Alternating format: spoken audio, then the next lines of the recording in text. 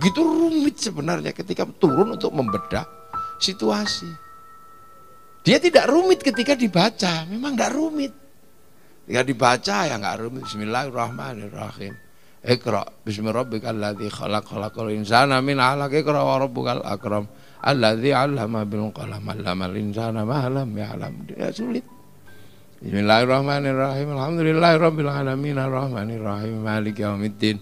Iyyaka na'budu wa iyyaka nasta'in ihdinas siratal mustaqim siratal ladzina an'amta 'alaihim ghairil maghdubi 'alaihim waladdallin. Amin. Enggak sulit ketika dibaca.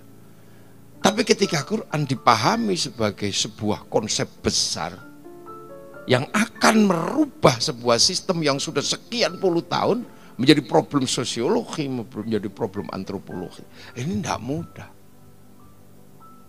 Nah itu bedanya kitab suci itu di situ. Kitab suci itu di situ. Bedanya di situ. Menjadi guidance buat manusia untuk berjalan dalam situasi yang bisa diprediksi maupun tidak bisa diprediksi, yang terlihat maupun yang tidak terlihat. Yang terlihat ini depan mata ini anggur nih yang terlihat ini. Makan ya anggur, nggak dimakan ya anggur. Tapi yang tidak terlihat itu apa? Ini ada sedekah, ada pahala. Dan dari sini ini bisa menjadi sebab surga atau neraka. Lalu sing ora ketok. Sing ketok iku anggur. Lah itu Quran. Harus mampu menghadirkan sesuatu yang nampak maupun yang tidak nampak. Ini pengajian. Yang nampak Pak Bupati, saya, Pak Kapolres, semua lengkap. Ini yang nampak. Tapi Al-Quran menjelaskan ini ada malaikat-malaikat yang sedang bersyukur ya Allah wong Jeporo ngaji. Tapi di sini juga ada jin-jin, setan-setan. Oh, mulai, turu, ngantuk. Ini Quran yang mampu menjelaskan. Ini ngaji. Provokasi, itu jin malaikatnya. Wah, apik terus nokus ngaji terus. Setan nih, mandeko. Dan itu nggak berhenti itu, nanti sampai ketika saya pulang tidur di kamar, iblisnya masih pengipasi. Ayo. Wah, akhirnya dikipasi ulun terus. Di situ ada nanti.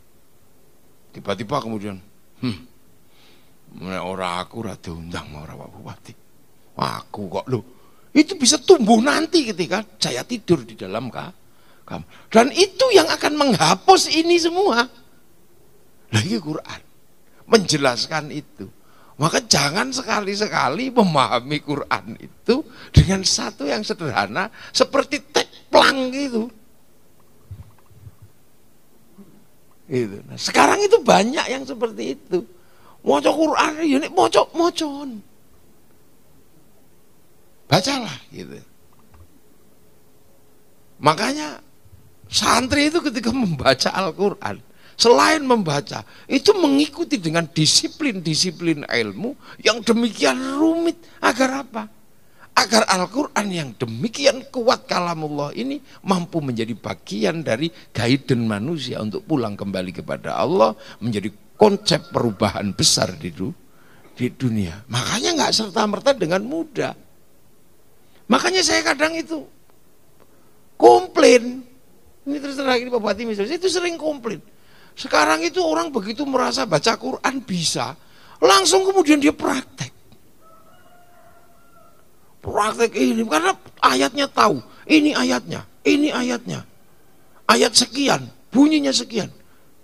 Kalau ini begini, belum tentu. Makanya saya itu kadang cerewet. Kalau kamu disiplin ilmumu tidak di situ, jangan bunyi. Itu kan sama dengan saya. Ketika seandainya kemudian saya harus menghafalkan teori kedokteran bedah, saya bisa baca, nggak terlalu lama lah. Teori bedah kedokteran itu mungkin saya bisa hafalkan dalam waktu 2 malam. Ketika saya dites itu mungkin saya bisa jawab. Ini loh bunyinya, bahwa bedah itu begini. Tapi begitu saya masuk ke ruang bedah, pasti mati itu tak bedah. Iya, itu mesti mati itu tak bedah. Nah, akhir-akhir ini kenapa kemudian orang rame sekali? Oh ini ayatnya, ini ayatnya. Tapi tidak menghasilkan satu hal yang teduh, yang menghantarkan manusia pada pengertian-pengertian dasar, bagaimana hidup bersama. Tapi dia menjadi bagian dari alat provokasi. Ini kan lagi ngetren. Milih presiden, ini ayatnya, ini ayatnya. Akhirnya padu. Nah ini makanya tidak mudah. Dia bagian dari sebuah perubahan besar. Jadi Al-Quran itu turun untuk melakukan perubahan besar. Ini tidak serta-merta dan tidak sederhana. Ayatnya ini, ayatnya ini, ayatnya ini. Nah ini yang mungkin menjadi refleksi kita bersama terhadap Al-Quran.